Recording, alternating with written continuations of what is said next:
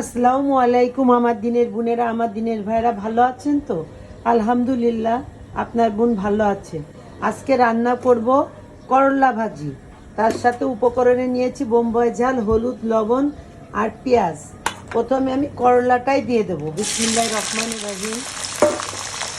তার সাথে উপকরণগুলো দিয়ে দেবো।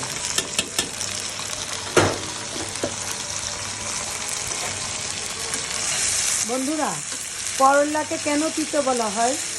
করলার অনেক গুণাগুণ। করলা খেলে ডায়াবেটিস কমে, রক্তচাপ কমে। এই জন্য এই করলার নাম আপনারা তিতো বলবেন না, একে বলবেন অমৃত। করলা হচ্ছে ওষুধে গুণাগুণে একদম খাস, তাই এর নাম দিয়েছি আমি অমৃত। যদি ভালো লেগে থাকে, ভালোবেসে থাকেন, লাইক কমেন্ট শেয়ার অবশ্যই করবেন। আল্লাহ হাফেজ।